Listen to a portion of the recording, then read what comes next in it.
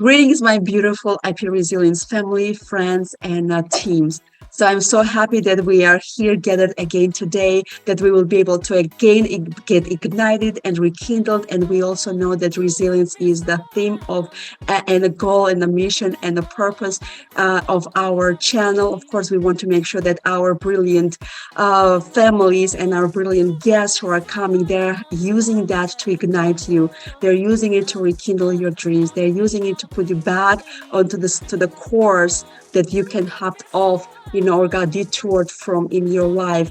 So, and of course, I'm in the hunt after the brilliant people who have put their mind and soul, who lead through their lives to get to where they are today. And I have a beautiful face, beautiful soul, beautiful sister in front of me. And this is the Clara Rufai. She's a SHINE strategist. She's a lawyer. She's compliance manager. She's also the author, and she's a life coach, and she's a global speaker right now also. That's where we met, where we're speaking on the global stage with the women. And then I'm like, oh my gosh, she is fantastic, and I have to have her. So hi, Clara. How are you today?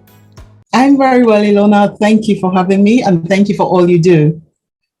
That's absolutely. So we want to also know about you, Clara. So I wanted to know about your book and what messages in your book. Why did you write the book? Can you please share about the title of the book and what's about?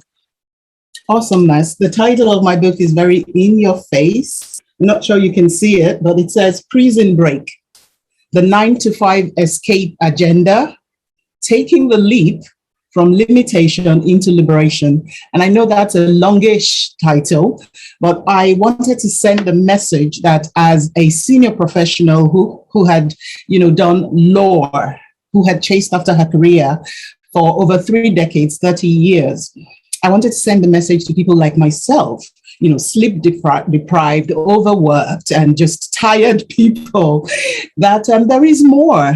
It's not just about your career. There is more to life than you being a mom, a wife, an employee. There is so much more that God intends for all of us to put out there into the world. And so this title came to me when I began to hunger for more in my life. And I decided that I was going to start on that journey. I put basically all my truckload of excuses, put them into this truckload, push them over the cliff.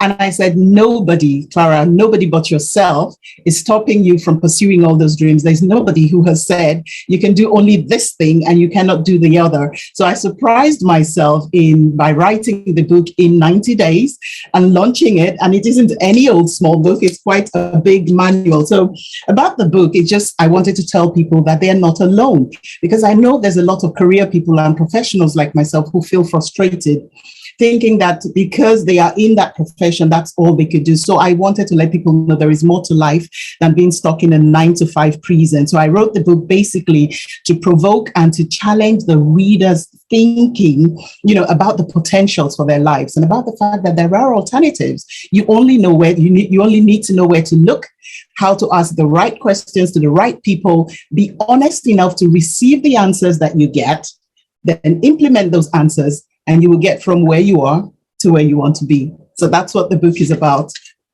This is so powerful. I absolutely love how authentic, how, bold you are, unapologetic, and unleashing everything that you wanted to say in this book. Because book is what? Is your story, is your it's your journey. It's something that you want to give it to the world, that you are hungry about and you're passionate about it. And I see the passion in there. I see the wisdom in your book and what you have just shared with us. And I'm so excited to read this book. I know it's influential, and hearing you speaking on a global stage about your passion, that's what it's about. The message that you send, your story that you stand behind, that's what sets you up. Share with us about where you're from, where you grew up, where your tradition was, and what have you learned from life. Amazing. I live in the UK with my family now, but I'm originally from Nigeria. And if you know anything about Nigerians, we're bold, we're confident, we're courageous, maybe even loud. And I'm particularly that way because I'm unapologetic about who I am. I am, if you like, a die-hard optimist. I always will look at that glass and call it half full. And I will be grateful, so that I tell people all the time, even in the midst of the pandemic, which is, of recent memory, something that I know has affected everybody. So in that time, I was releasing, messages here and there with short messages, video messages, telling people that, listen, I know there's a lot of death and there's a lot of panic and there's a lot of sadness, but there's also opportunities, in all of that. So that's who I am. Now, coming from Nigeria, I cannot say that I came from a very influential family. No. I cannot say that I was born into riches. No. But there's something that my upbringing taught me. And I always tell people I am my father's daughter. And who was my father? My father died when I was 13, by the way. He was my hero. And that incident was my first introduction to pain, because prior to his death, I had everything I wanted. I thought I grew up being treated as a princess. Before I spoke, anything that I wanted was provided for me. And then suddenly when he died, I started getting told things like, oh, you cannot do this because, you have to think about your younger siblings, and you have to actually, wear clothes and hand them down to younger siblings and all of that. And all of a sudden I thought, what's going on here? I thought we were okay. I thought we were, because that's the way my dad made it seem. But in spite of all of that, one thing that I remember about him is that he was a philanthropist. He believed very much in the ministry of health. And that is what I have. That's what he's left, with me. And I tell myself, and I even dedicated my book to him. And I said, if I can be half the woman compared to the man that my father was, the world would be a better place. And every day I strive to make him, proud of me. So because he was a philanthropist and because he would give anything for anybody who wanted it, I kind of imbibed that. And even with my message, with my platforms, with all that I create, everything that I put out into the world, I'm always thinking about who can I help?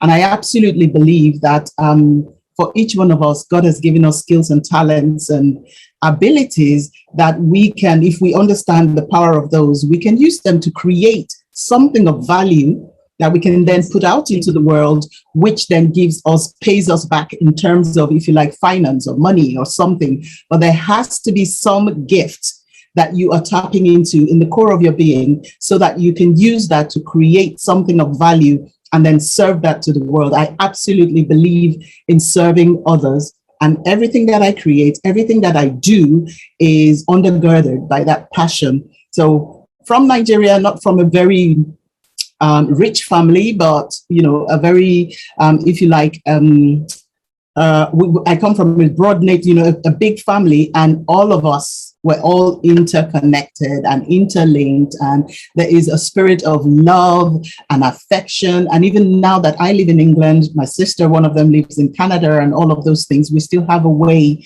of coming together to grow that love and that passion. So family is something that I'm very big on.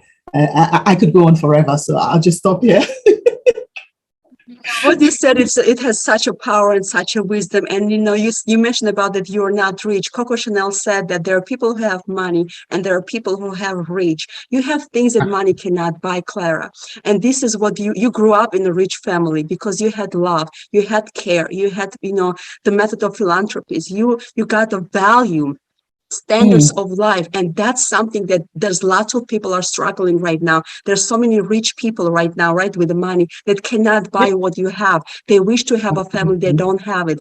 They wish to have a love, they don't have this love. So you are rich. Let's claim that we are rich. Even though we don't have money comes and goes, but our talents, our joy that is inside of us, those special gifts and talents that, divine talents that, where abide from these potentials, these are something that money cannot buy. And I'm so admiring of you, that knowing that you are a rich woman. You grew up in a rich family that was filled with love. Love is priceless. Love has no value into it because it's amazing. God loved us so much that he sent his one and only son because he loved us. He didn't put no value. He gave everything he had poured this love to us. So I'm admiring of you for your passion, for your thirst to help others, because you're teaching people that take the power that you can and transform that yes, you can. Do not let anybody tell you that you are not capable just because of your age or your gender or your status of the life. It doesn't determine who you are. You are God's masterpiece, and you knew your value inside of you, and you did not stop there. So tell us about what else, what's next for Clara? What do you want to achieve? What are your dreams? I'm going to say right here, first off, that I feel so blessed already, because I do know that I've achieved so much. I've achieved way more than what other people could dream about, and most of these things that I have achieved, even though some of my dreams have been with me from. Let me tell you something. Let me just backtrack a little bit. I'll make this brief. But there was an incident that happened to me years ago, over 15, 18 years now. And that incident marked me. That incident made me kind of who I am. It introduced me to what I do now, partially. And that was an incident that could have finished me. Basically, it could have sent me into a spiraling wave of depression. That was when I lost 2 younger siblings on the same day. And I went through this painful period when I battled with God. I could not understand how a loving God could let that happen. And I thought to myself, okay, I lost my dad, or we lost our dad, when we were 13. And now I'm, in my 20s, and to lose 2 younger sisters in the same day, and I felt helpless to help them. I just felt so much pain that it was almost like me and God were having this relationship that wasn't quite there. So I remember being very angry and very mad at God and saying, on your watch, now really? And you say you love me? So we went through that whole period. But let me tell you something unique and special that happened. In that place of depression, God took me through a path of intimacy with him that made me realize that God is, his wisdom is beyond compare, that no matter what we're going through in any stage of our lives, he's got it all thought out. He's got it all planned out. And that instead of us, worrying ourselves sick by thinking what will tomorrow hold and all of that, we just need to submit in full and total trust to a God who loves us even more than we can love ourselves. God knows how to love us. So in that period, and perhaps it's not showing up here. Yeah, it's not showing up here, but normally I would write my name as Clara BTC Rufai. BTC stands for Born to Conquer. And this is just me proclaiming to the world that this is my life philosophy, because no matter what hand life may have dealt me, what lemons it's thrown at me, or what may even happen in the future, which I may not currently know about, I know that I have what it takes to overcome. And so that is part of my message. That is part of my voice.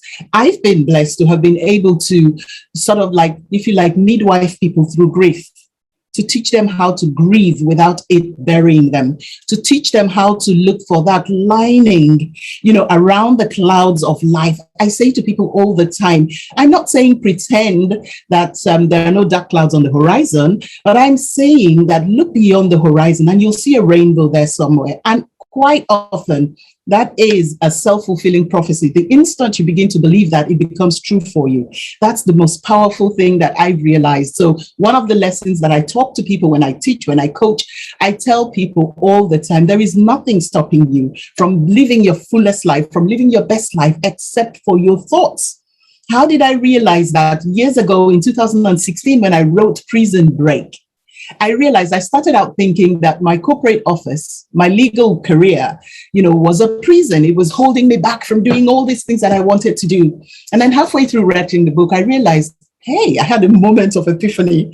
And I realized, listen, that office, that, first corners of the office, is not a prison. I realized that the only prison that was holding me back was right here. It was the prison of the mind. And so I escaped that prison the day I told myself there is nothing stopping you from being everything that God has called you to be.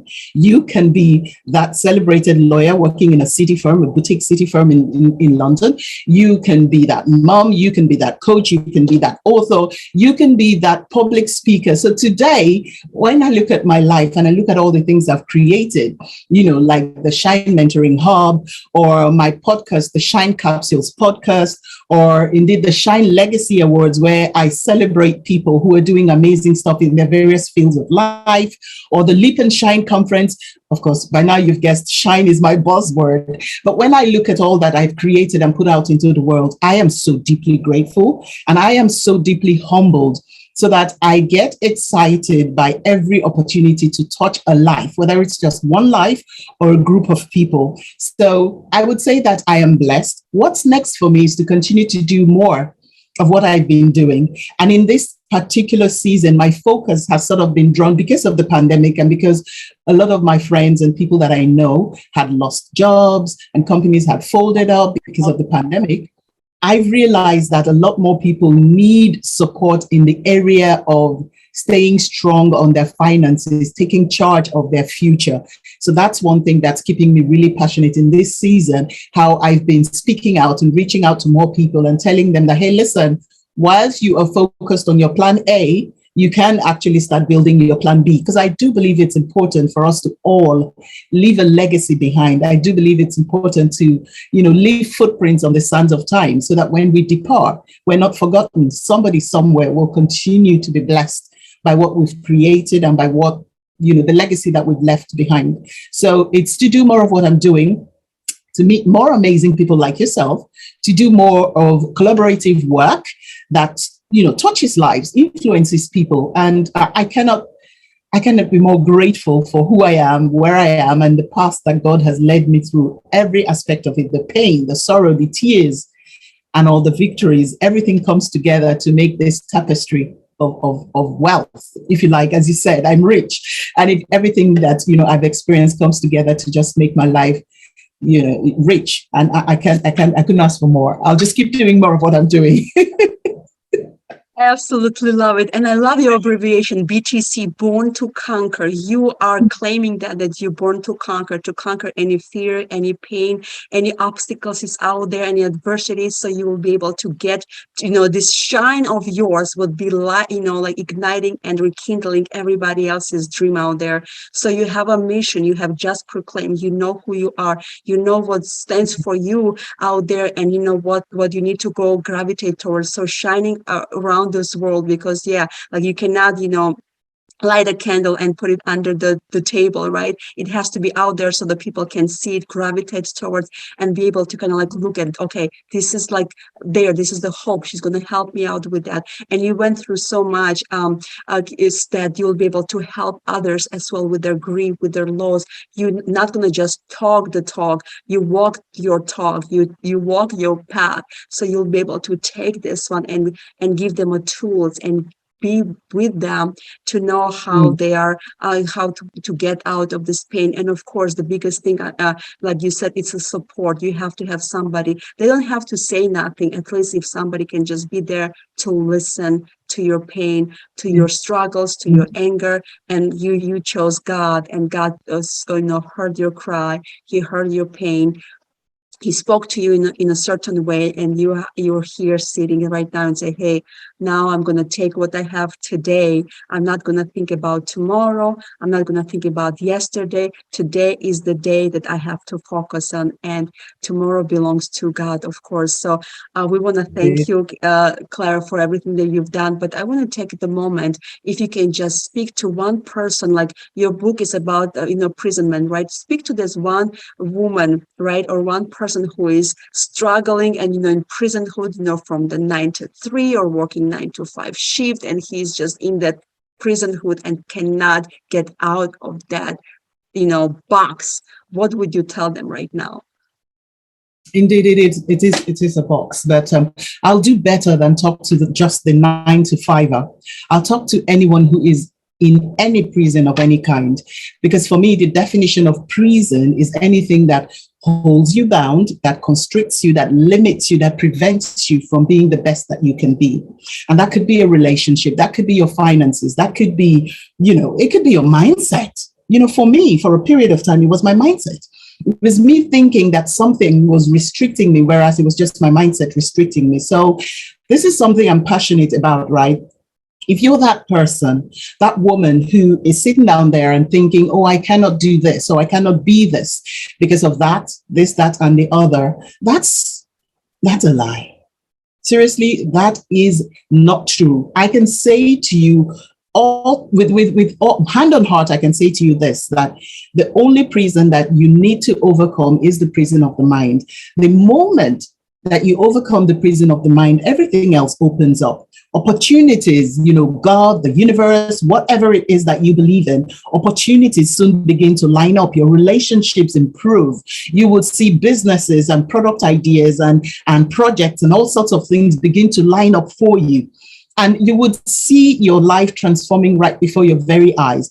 But how do you get from there to that point where you want to be? I always advocate having a human harness.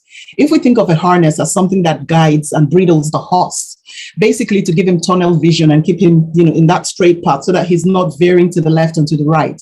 I do believe that as human beings, we are created as social animals for a reason. We are interconnected. No man is an island. So even for me, I have teachers, I have people that bless me, I have mentors, I have loads of people that mentor me even through their written work that I've never met, and I may never get to meet them. But for every teacher, there is a teacher. For every coach, there is a coach. For every mentor, there is a mentor. So that when you remember that, it helps you stay humble and helps you avoid the arrogance of thinking that you know it all. There's always something somewhere that you can learn from somebody else. And you yourself are called as a coach and as a mentor to somebody else. So be in that mood or that mode, if you like, of being ready to give.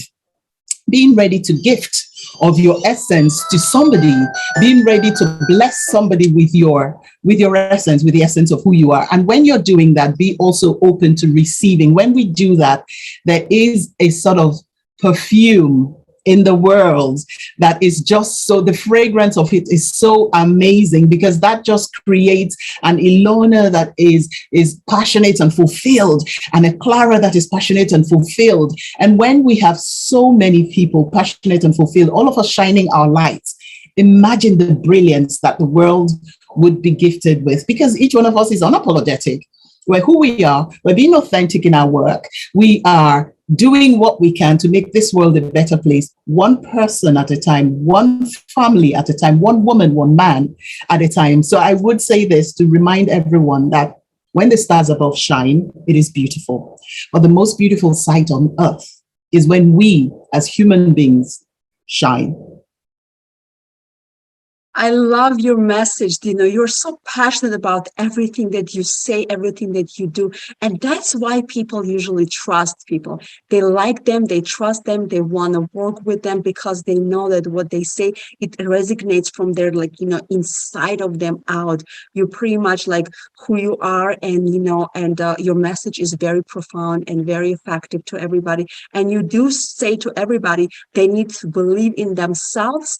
And you also acknowledge that, having the mentor is important. Having somebody that will encourage you, cheer you on your endeavor, on your adventure, on your journey is very crucial, very important. Some people ignore this part, and we cannot do this alone. We cannot. We are, like you said, we need to be social. We are human. We were born to have a relationships with our loved ones, with the people around us. So yes, surround ourselves with the right people, and working on your mindset that can be your biggest prison. It's very important. So when we realize that, we need to unlock that, switch, because we all have a keys, and the keys are not from outside, it's from inside. So we have to one that have to take it and just actually open up. So, and like we said, God cannot move the parked car. So we have to use those keys. We have to start driving driving, so he will be able to guide us in the right direction. So we have to do the action steps ourselves.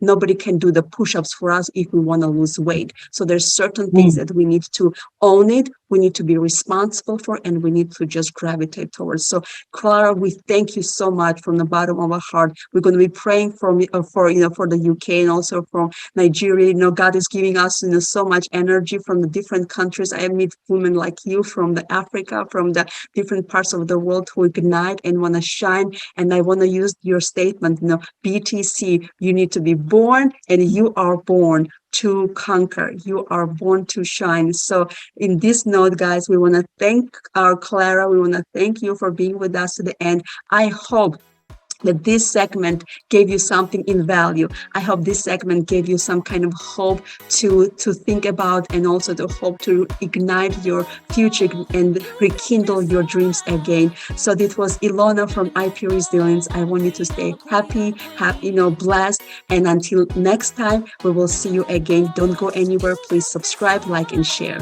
God bless.